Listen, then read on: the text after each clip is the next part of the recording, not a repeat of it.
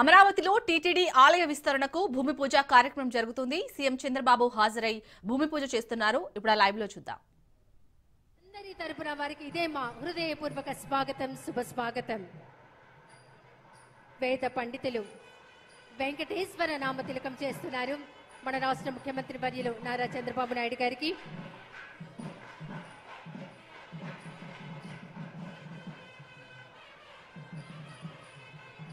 పూర్ణాహుతి కార్యక్రమానికి సంసిద్ధం చేయిస్తున్నారు.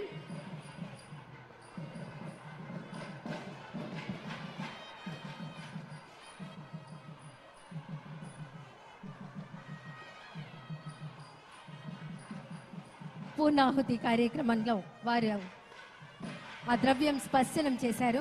దాన్ని మనమంతా ప్రత్యక్షంగా తిలకిస్తూ ఉన్నాం. వేద పండిత రాష్ట్ర ముఖ్యమంత్రి వర్యుల చేత పూర్ణాహుతి కార్యక్రమానికి వారి చేతుల మీదుగా చేయించడం జరుగుతోంది. దాన్నంతా మనం చూస్తూ ఉన్నాం. ఆహ్లాదాన్ని కలిగించేవాడు చంద్రుడు, చదిహ్లాదమే అంటారు.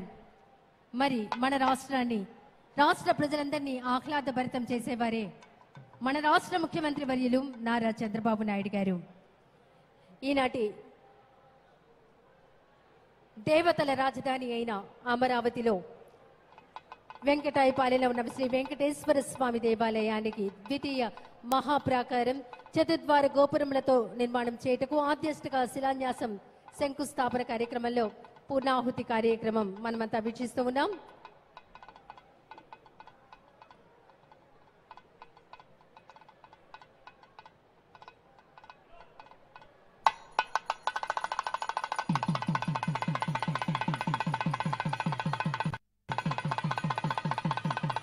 పూర్ణాహుతి కార్యక్రమం జరుగుతోంది.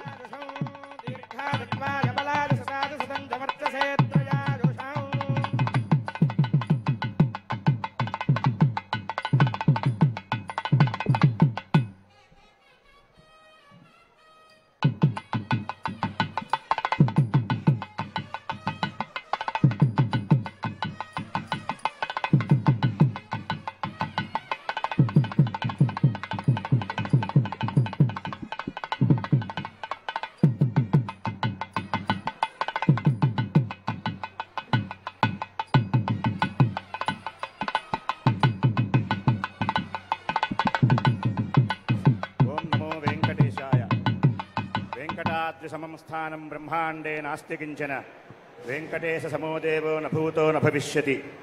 శ్రీ వెంకటేశ్వర స్వామి వారి యొక్క దివ్యాశీస్సులతో తిరుమల క్షేత్రం నుంచి శ్రీనివాసమూర్తి ఇక్కడ ఆవిర్భవించి నూతనమైనటువంటి దివ్యాలయానికి అనుబంధంగా ద్వితీయ మహాప్రాకారాన్ని చతుర్ద్వార గోపురాలతో మహానిర్మాణాన్ని అనుష్ఠానం చేసేందుకు నిర్మింపబడేందుకు గాను ఈరోజు ఆంధ్రప్రదేశ్ రాష్ట్ర ముఖ్యమంత్రి వర్యులు శ్రీమాన్ మహారాజశ్రీ నారా చంద్రబాబు నాయుడు గారి కరకమలములతో ఈ ద్వితీయ ప్రాకార చతుర్ద్వార గోపురములకు మహాప్రాకార నిర్మాణానికి శిలాన్యాసాన్ని సుముహూర్తంగా నిర్వహింపబడేందుకు ఇక్కడకు విచ్చేసినటువంటి అందరికీ కూడా సాదర స్వాగతం.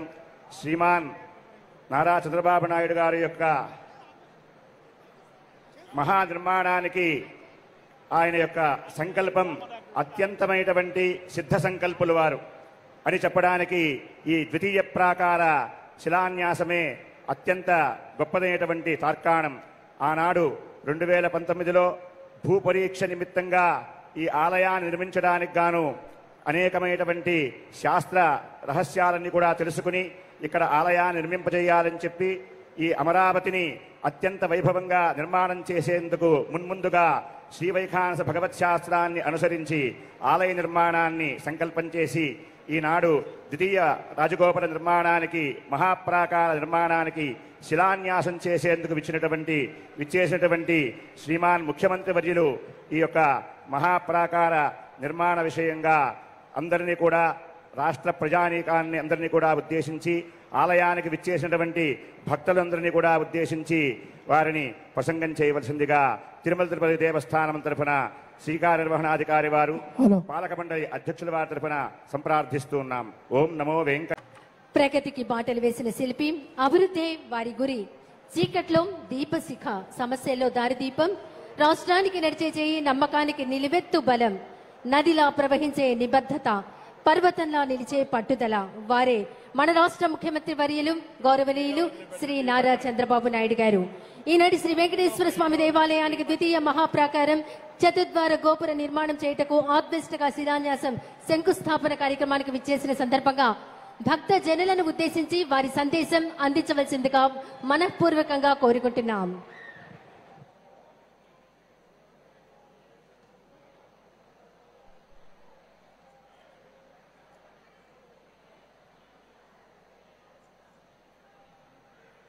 ఓం నమో వెంకటేశాయ. ఒక పవిత్రమైన కార్యక్రమానికి ఈరోజు మనం అందరం కూడా భక్తులందరం ఇక్కడ సమావేశమయ్యాం. ఈ కార్యక్రమంలో టీటీడీ బోర్డు చైర్మన్ అయినటువంటి బిఆర్ నాయుడు గారు, కేంద్ర మంత్రి పెమ్మసాని చంద్రశేఖర్ గారు, ఎండోమెంట్ మినిస్టర్ అయినటువంటి ఆనం రామనారాయణ రెడ్డి గారు,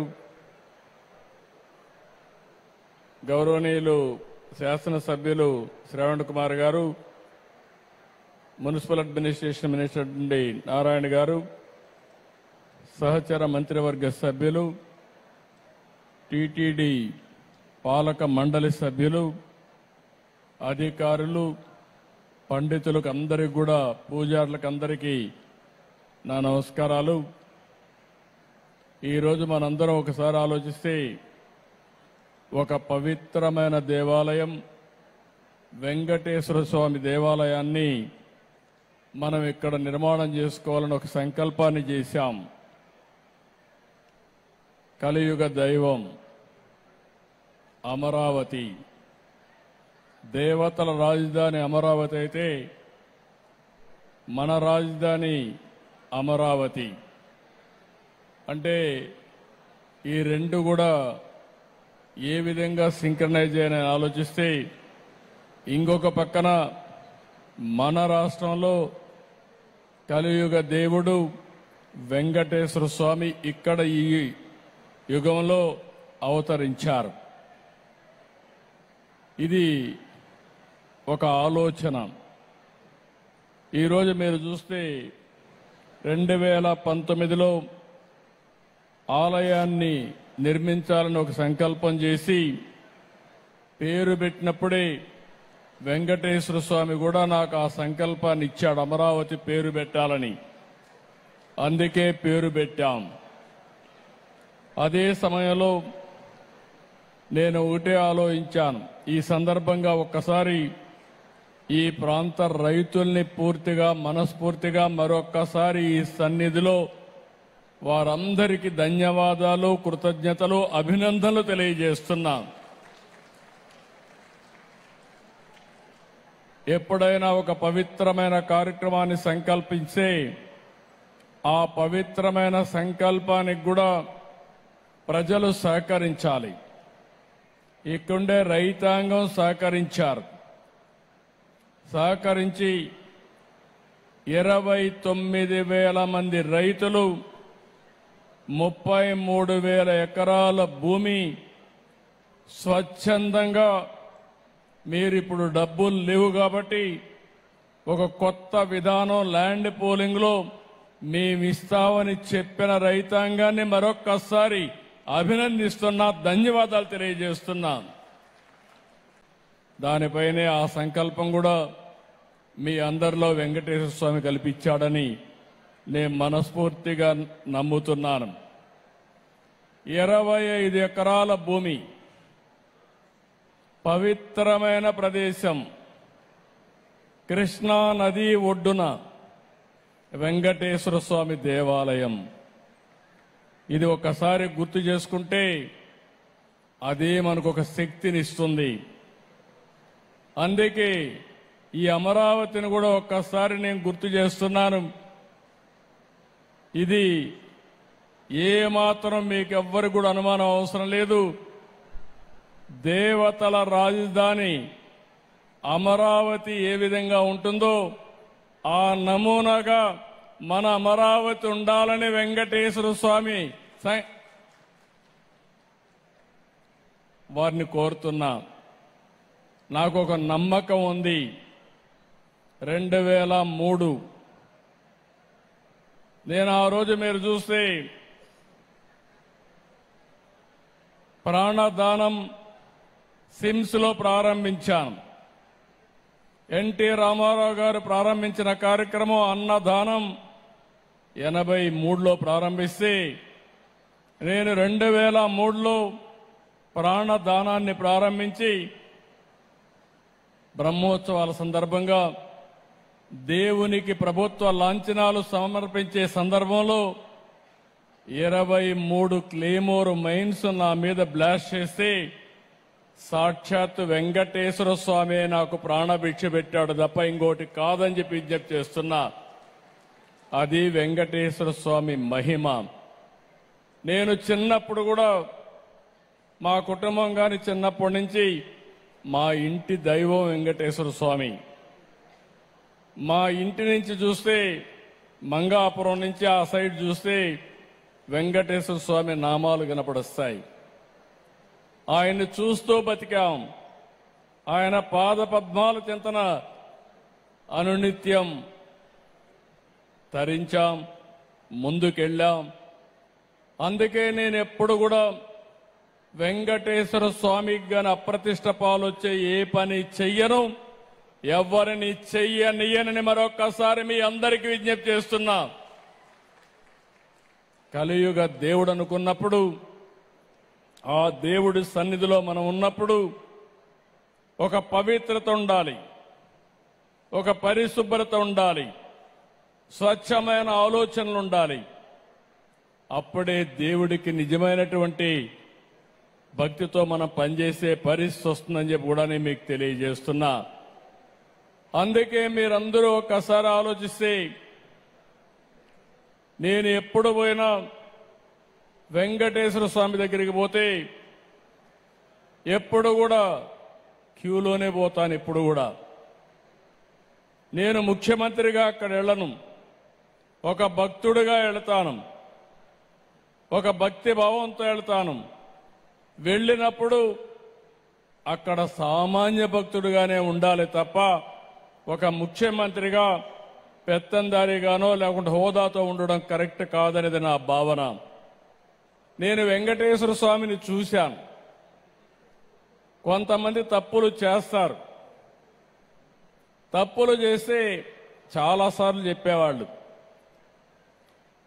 కొంతమంది మనం అనుకోది వేరే జన్మలో మనల్ని శిక్ష పడుతుంది, మనం నష్టపోతాం అనుకుంటాం. కానీ వెంకటేశ్వర స్వామి మాత్రం ఈ జన్మలోనే తప్పు చేసిన వాళ్ళకి శిక్ష ఇస్తాడని కూడా మీ అందరికీ విజ్ఞప్తి చేస్తున్నా. ఇది నా అనుభవం. ఇక్కడుండే పాలక మండలి కావచ్చు, ఉద్యోగస్తులు కావచ్చు, పూజారులు కావచ్చు, ఎవరైనా అక్కడికి పోయిన వాళ్ళు కావచ్చు, ఎవరైనా కానీ ఇది నా అనుభవం. నేను చూశాను, క్లోజ్గా కూడా వాచ్ చేశాను.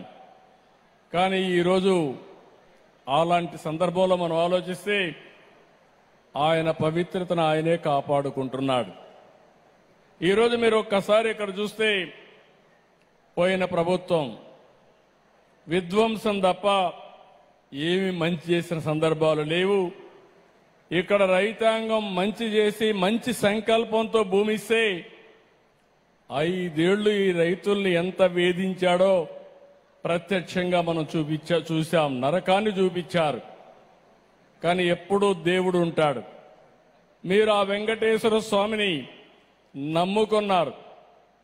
ఇక్కడి నుంచి ఏదైతే న్యాయస్థానాన్ని నుంచి నేరుగా దేవస్థానానికి యాత్ర కూడా చేసి ఈ రాజధానిని కాపాడుకోవడానికి అనునిత్యం పనిచేసిన ఈ ప్రాంత రైతాంగాన్ని మనస్ఫూర్తిగా అభినందిస్తున్నా, ధన్యవాదాలు తెలియజేస్తున్నా.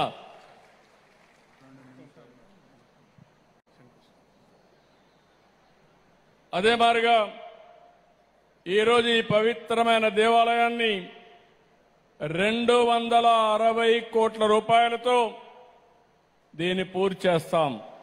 నేను ఒకటే దేవస్థానాన్ని కోరుతున్నా, ఈ యొక్క అమరావతినే కాకుండా ఈ ప్రాంతాన్ని కాపాడవలసిన బాధ్యత ఈ దేవాలయం పైన ఉంది.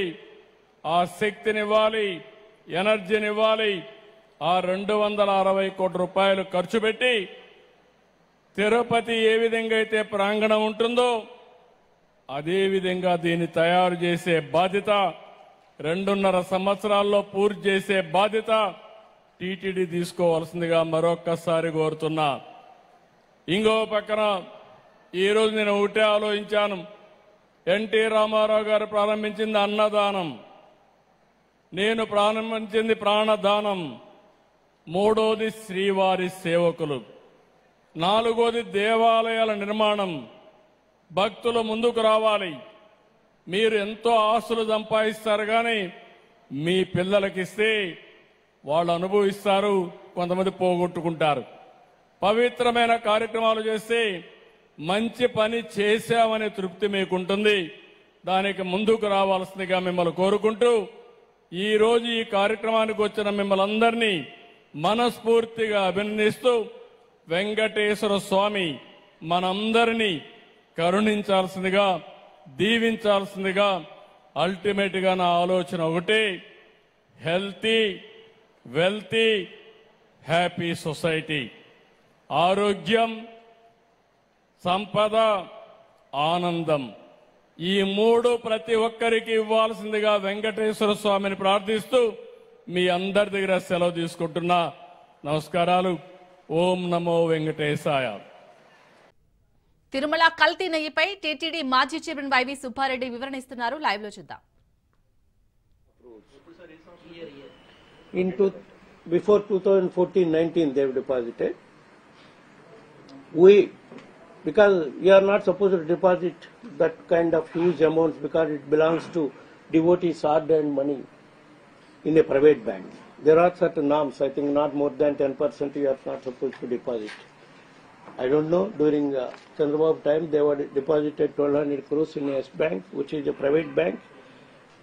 After we came to power, within first 6 months or 9 months, I don't remember the time, we have withdrawn the entire amount, 1,200 crores, in one go and deposited in all nationalized bank.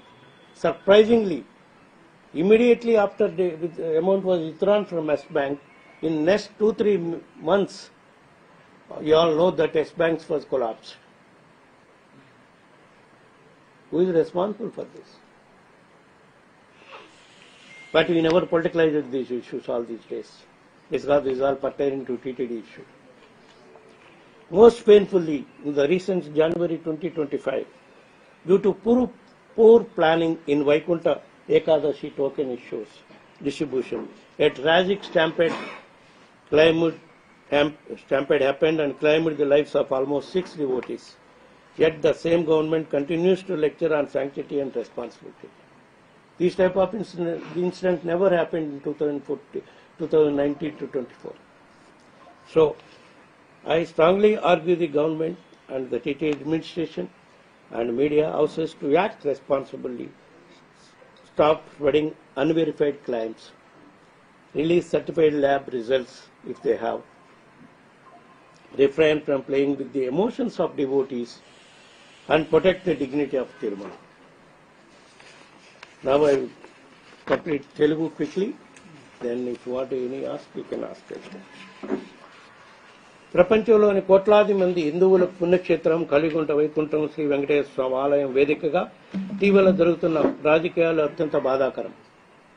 బాధ్యత గల స్థానాల్లో ఉన్న వారు తమ స్వార్థ రాజకీయాల కోసం ఆలయాన్ని వేదికగా చేసుకోవటం విచారకరం. లడ్డూ ప్రసాదంపై గత కొన్ని నెలలుగా విచ్చలవిడిగా విష ప్రచారాలు చేస్తున్నారు. లడ్డూ ప్రసాదంలో కల్తీ నెయ్యి కలిసిందనే ఆరోపణలపై ఒకవైపు సిట్టు విచారణ దర్యాప్తు జరుగుతున్న నేపథ్యంలో లీకులు పేరట మీడియాకి తప్పుడు సమాచారం ఇస్తూ ఆలయ ప్రతిష్టను దారుణంగా దెబ్బతీస్తున్నారు. నేను గతంలో లోక్సభ సభ్యుడిగా పనిచేశాను. ఆ తర్వాత 2 పర్యాయాలు టీటీడీ చైర్మన్గా పనిచేశాను. ఆలయ ప్రతిష్టను పెంచేలా ప్రయత్నించాను తప్ప ఏ రోజు కూడా దేవుడి విషయంలో ఒక్క తప్పు చేయలేదు. అసలు అలాంటి ఆలోచన నా మనసులో ఎప్పుడూ లేదు. ఎందుకంటే నేను దాదాపు 30 సార్లు శబరిమల అయ్యప్ప స్వామి మాల వేసుకొని ఉన్నాను. దేవుడి సేవలు, సాధువుల సేవలు నా కుటుంబం నిరంతరం ఉంటుంది. భగవంతుని మాకు వీలైనంత సేవ, ఆధ్యాత్మిక కార్యక్రమాలకు మాకు చేతనైన సహాయం చేసే మనుషులమే కానీ అలాంటి నాపై తప్పుడు ఆరోపణలు, నిందలు వేస్తున్నారు. ఇవన్నీ ఈ నిందలు, ఆరోపణలు చూసినాకనే ఈరోజు వాస్తవాలు మీ ముందు చెప్పాలని ఈ ప్రెస్ కాన్ఫరెన్స్ పెట్టడం జరిగింది. ఈ లడ్డూ వ్యవహారాన్ని ఒక రాజకీయ అంశంగా మార్చి వైఎస్ఆర్ కాంగ్రెస్ పార్టీకి, ఆ పార్లమెంటరీ పార్టీ నాయకుడిగా ఉన్న నన్ను లక్ష్యంగా చేసుకుని ఎంత మేర వీలైతే అంత మేర రాజకీయ లబ్ధి పొందటానికి చంద్రబాబు గారు ప్రయత్నిస్తున్న సమయంలో చంద్రబాబు గారు చేస్తున్న దుష్ప్రచారం వల్ల ప్రజల్లో సందేహాలు, అనుమానాలు నెలకొని ఉంటే వాటిని నివృత్తి చేయడానికే యాక్చువల్గా ఈ ప్రెస్ కాన్ఫరెన్స్ పెట్టడం జరిగింది. దురదృష్టం ఏంటంటే తిరుమల శ్రీవారి లడ్డూ ప్రసాదంలో జంతువులు కలిసిందని చంద్రబాబు నాయుడు గారు ఒక ముఖ్యమంత్రి స్థానంలో ఉండి ఆరోపణలు చేసిన నేపథ్యంలో తిరుమల శ్రీవారి ఆలయ ప్రతిష్టను, కోట్లాది మంది భక్తుల మనోభావాలను దృష్టిలో ఉంచుకొని నేను సుప్రీంకోర్టులో నేరుగా రిట్ పిటిషన్ ఫైల్ చేశాను. నా తర్వాత 2-3 కూడా హిందూ ఆర్గనైజేషన్ తరఫున ఫైల్ చేయడం జరిగింది. అలాంటి నాపై తప్పుడు ఆరోపణలు చేసి విష ప్రచారాలు చేస్తున్నారు. ఈరోజు నేను తప్పు చేసిన వ్యక్తినైతే నేనెందుకు సుప్రీంకోర్టులో పిటిషన్ దాఖలు చేస్తాను? లడ్డూ ప్రసాదంలో వెజిటబుల్ ఫ్యాట్ కలిసిందని మొదట ఈవో అన్నారు ఆ ఇన్సిడెంట్ జరిగినప్పుడు. కాదు, జంతువులు కొవ్వు కలిసిందని చంద్రబాబు నాయుడు గారు అన్నారు. చివరికి లడ్డూ ప్రసాదంలో కలిసింది వెజిటబుల్ ఫ్యాటా లేక జంతువుల కొవ్వా అన్నది ఇప్పటి వరకు క్లారిటీ రాలేదు. కల్తీ జరిగిందని ఆరోపణలు ఎదుర్కొంటున్న నెయ్యి ట్యాంకర్లు అసలు లడ్డూ ప్రసాదం తయారీలోకి వెళ్ళాయా లేదా అన్న దానిపైన కూడా క్లారిటీ లేదు. ఏరియా 4 ట్యాంకర్లు ఏవైతే సప్లై చేశారని అల్టెడ్గి అని రిమార్క్ వచ్చిందో వాటి మీద ఇంతవరకు కూడా క్లారిటీ రాలేదు.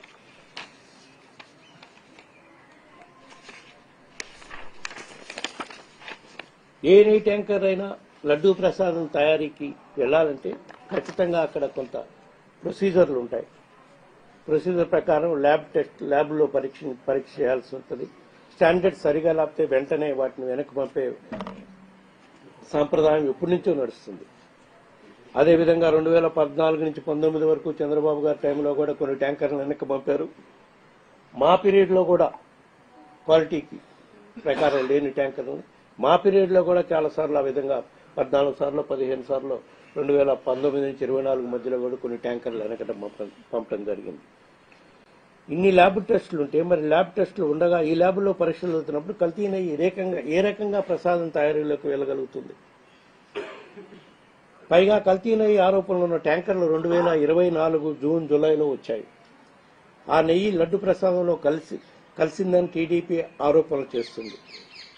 వారి ఆరోపణ ప్రకారం చూస్తే అప్పుడు చంద్రబాబు గారే అధికారంలో ఉన్నారు జూన్ జూలై 2024లో. మరి ఎవరి మీద బురద జల్లుతున్నారు?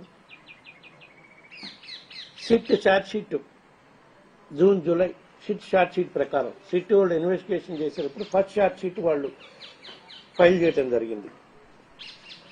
ఆ ఛార్జ్ షీట్ లో ఉన్న రిపోర్ట్ ప్రకారం, అది కూడా కాపీ ఉంది మీకు కూడా ఇస్తాను, రిపోర్ట్ ప్రకారం ఈ నెయ్యి ఏ 4 ట్యాంకర్లో అయితే వెనక్కి పంపించామని చెప్తున్న నెయ్యి మళ్ళా ఆగస్టు 24లో వేరు సప్లయర్స్ ద్వారా ఆ నెయ్యి లడ్డూ తయారీలో ఉపయోగించారని సిట్ ఛార్జ్ షీట్ రిపోర్ట్లో మెన్షన్ చేయటం జరిగింది. మరి అప్పుడు ఆ నెయ్యి లడ్డు తయారీలో ఉపయోగించారు కదా, మరి ఇప్పుడు ఉన్న చంద్రబాబు గవర్నమెంటే కదా. మరి ఆరోపణలు నిజమైతే ఈ తప్పుకి ఎవరు బాధ్యత? దీనికి కూడా మేము బాధ్యతేనా? చంద్రబాబు ప్రభుత్వం దాటి అందులో ఉన్న టీటీడీ అధికారులదా, టీటీడీ పెద్దలదా? వీటన్నిటికీ ల్యాబ్ బేసిక్ గా పెడుతున్నాం. ల్యాబ్ అనేది అప్పుడు పాత రోజుల నుంచి ఉండే అదే ల్యాబ్, ఇప్పుడు ఉండేది అదే ల్యాబ్. ఇంకా మా పీరియడ్ లో ల్యాబ్ని ఇంకా ఆధునాతకం చేయడం కోసం ఎన్డీడీబీ సహకారంతో, సిఎఫ్టీఆర్ఐ సహకారంతో దాన్ని మెరుగ్గా అభివృద్ధి చేయడం కోసం నిధులు కూడా ఇచ్చి అభివృద్ధి చేయడం కూడా జరిగింది. ఇవన్నీ ఉండగా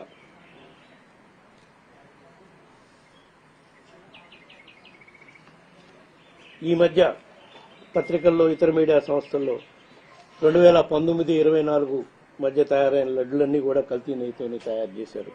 దాదాపు 20 కోట్ల లడ్డూలు ఇలానే తయారయ్యాయంటూ సిట్ చెప్పిందంటూ రాస్తున్నారు. సిట్ ఇన్వెస్టిగేషన్ జరుగుతుంటే ఎక్కడ వాళ్ళు డిస్క్లోజ్ చేశారు? ఇన్ని వేల లడ్లు కల్తీ ఆల్టెడ్ గీతో తయారైనాయి అని.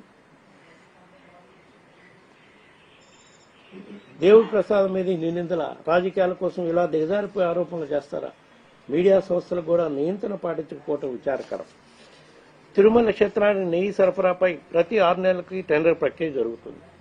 2024 జూన్ జూలైలో తిప్పి పంపిన 4 ట్యాంకర్లు సంబంధించిన టెండర్లో పాల్గొని నెయ్యి సప్లై చేయడం అనేది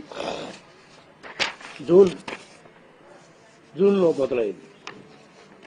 అంతేకాకుండా ఆ కంపెనీకి తిరుమలకి సప్లై చేయడం కూడా అదే తొలిసారి. ఏదైతే జూన్ జూలైలో ఆల్టెడ్కి సప్లై చేశారని, అది ఆ కంపెనీ పేరు యార్ డైరీ. ఏ రకంగా ప్రస్తావనలో ఆ కంపెనీ తిరుమల సప్లై చేయకుండా సప్లై చేయడం కూడా అదే తొలిసారి. 19-24 మధ్య ఏ రకంగా ప్రసాదంలో కల్తీ నెయ్యి కలిసిందని చెప్పగలుగుతున్నారు దాన్ని బేస్ చేసుకుని.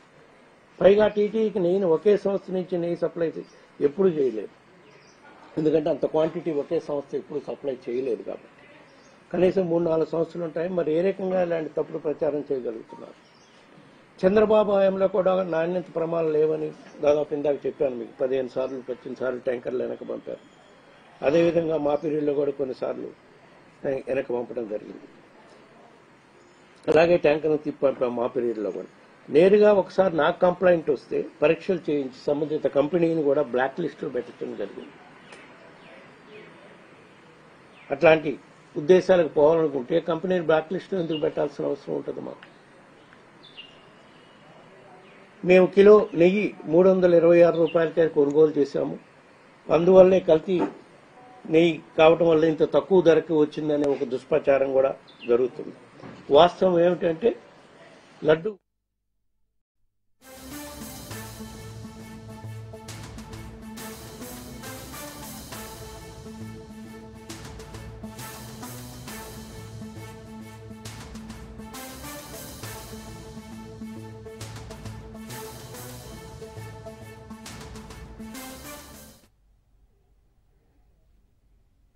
2019 గ్రూప్ 2 అభ్యర్థులకు హైకోర్టు తీపి కబురు చెప్పింది.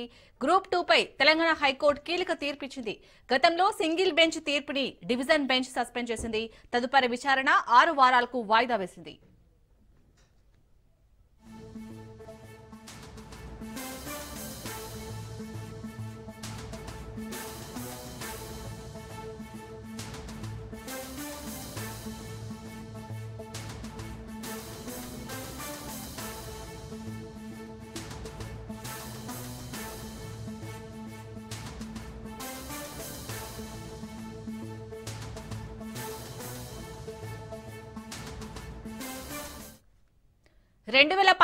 గ్రూప్ 2 అభ్యర్థులకు హైకోర్టు తీపి కబురు అని చెప్పింది.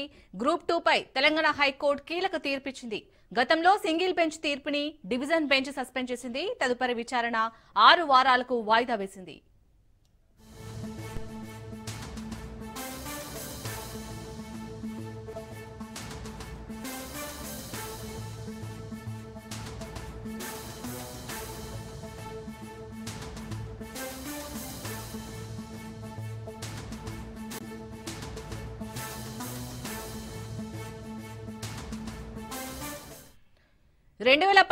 గ్రూప్ 2 అభ్యర్థులకు హైకోర్టు తీపి కబురు చెప్పింది. గ్రూప్ 2 పై తెలంగాణ హైకోర్టు కీలక తీర్పిచ్చింది. గతంలో సింగిల్ బెంచ్ తీర్పుని డివిజన్ బెంచ్ సస్పెండ్ చేసింది. తదుపరి విచారణ 6 వారాలకు వాయిదా వేసింది. గ్రూప్ 2 పై తెలంగాణ హైకోర్టు ఇచ్చిన కీలక తీర్పుకు సంబంధించి పూర్తి డీటెయిల్స్ మా ప్రతినిధి పవన్ అందిస్తారు. పవన్, గ్రూప్ 2 సంబంధించి అభ్యర్థులకు హైకోర్టులో ఊరట లభించింది. ముఖ్యంగా చూస్తే 2019లో ర్యాంకర్లకు సంబంధించిన దానిపైన పూర్తిగా యొక్క పిటిషన్ కూడా దాఖలు చేసింది. అయితే యొక్క గ్రూప్ 2 ఎగ్జామ్లో ఓఎంఆర్ షీటు టాంపరింగ్ చేశారని చెప్పి కూడా హైకోర్టులో యొక్క పిటిషన్ దాఖలు చేసిన నేపథ్యంలో దీనిపైన వాదనలు కూడా కొనసాగాయి. వాదనలు కొనసాగిన నేపథ్యంలో చూస్తే మాత్రము సింగిల్ బెంచ్ ఇచ్చిన తీర్పును డివిజన్ బెంచ్ యొక్క సస్పెండ్ చేస్తూ యొక్క ఉత్తర్వులు జారీ చేసింది. అయితే మొత్తానికి చూస్తే 2015 సంవత్సరంలో గ్రూప్ 2 నోటిఫికేషన్లో హైకోర్టుకు సంబంధించి కీలకమైన తీర్పు కూడా ఇచ్చింది. ఇందులో చూస్తే మాత్రము 2015 గ్రూప్ 2లో OMR షీటు ముఖ్యంగా టాంపరింగ్ జరిగింది అనే దానిపైన కూడా పలు పిటిషన్లు కూడా దాఖలు చేసిన నేపథ్యంలో అయితే OMR షీట్లో బబ్లింగ్ సరిగ్గా లేకున్నా దీనికి సంబంధించి ఎర్రర్స్ వాల్యుయేషన్లో కూడా పూర్తిగా దీనికి సంబంధించి అవకతవకలు జరిగాయని చెప్పి కూడా ఈ యొక్క పిటిషన్లో పేర్కొన్నారు. దీనిపైన యొక్క వాదన కొనసాగిన నేపథ్యంలో దీనికి సంబంధించి ఒక తీర్పును డివిజన్ బెంచ్ రద్దు చేస్తూ కొద్దిసేపటి క్రితం ఉత్తర్వులు జారీ చేసిన పరిస్థితి కూడా చూస్తున్నాము. మొత్తానికి అభ్యర్థులకు మాత్రము ఊరట లభించని కూడా మనం అనుకోవచ్చు. అయితే OMR షీట్కి సంబంధించి ఒక గ్రూప్ 2 మరొకసారి ఆ యొక్క పూర్తిగా దీనికి సంబంధించి వాల్యుయేషన్ వేసి మరొకసారి యొక్క రిజల్ట్ ఇవ్వాలని చెప్పి కూడా ప్రధానంగా దీనికి సంబంధించి హైకోర్టు కూడా ఈ యొక్క మధ్యంతర ఉత్తర్వులు జారీ చేసిన పరిస్థితి కూడా చూస్తున్నాము. Right, thank you Pawan.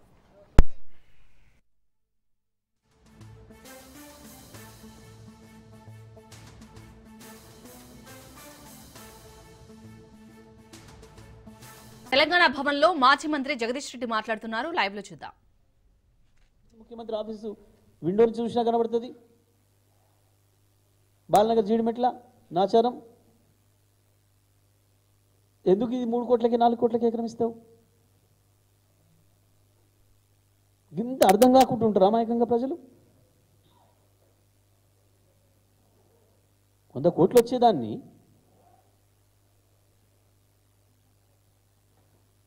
ఎక్కడ లేదు ఇప్పటి వరకు. ఇటువంటి భూములకు సబ్ రిజిస్ట్రార్ విలువ తీసుకొని దాంట్లో నుంచి 30% కట్టాలనేది ఇక్కడ ఉందా ఇప్పటివరకు దేశంలో? గత పాలసీ అని చెప్పి అంటున్నారు మీరు. గత పాలసీ ప్రకారం ఇప్పుడు ఎక్కడ చేసిన చూపించిన ఒకటి దాన్ని కూడా విచారణ చేసి ఉంటే పాలసీనే ఉంటే ఆల్రెడీ కొత్త పాలసీ ఎందుకు రావాలి?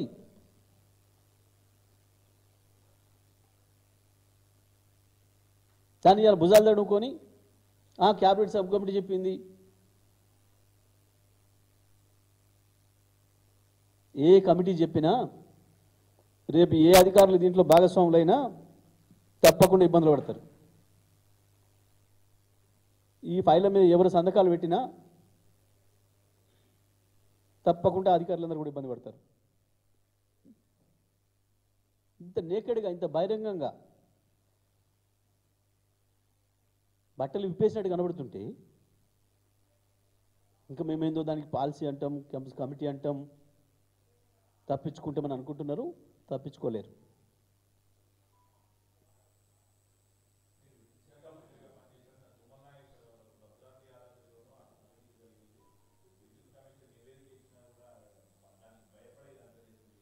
ఎందుకు నివేదిక ఇస్తే ఎందుకు బయటపెడతలేవు?